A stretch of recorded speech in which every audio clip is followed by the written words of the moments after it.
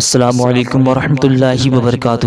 دوستو امید ہے کہ آپ خیریت سے ہوں گے۔ تو آئیے اسلامک شارٹ ویڈیوز سے آئے نالج کے ذریعے آپ تک ایک سوال کا جواب پہنچا دوں۔ تو سوال یہ کہ کعبہ کی تعمیر کتنی بار ہوئی اور کس کس نے کرائی؟ تو اس کا جواب یہ ہے کہ کعبہ کی تعمیر 10 بار ہوئی۔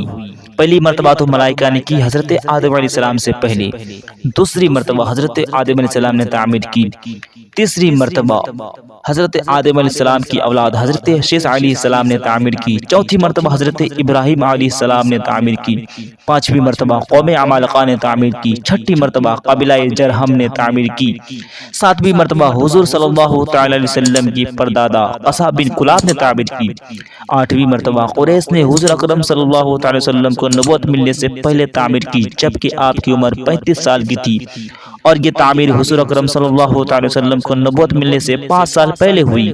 نویں مرتبہ حضرت عبداللہ بن زبیر رضی اللہ تعالی عنہ نے تعمیر کی، 10ویں مرتبہ حجاج بن یوسف تخفی نے تعمیر کی۔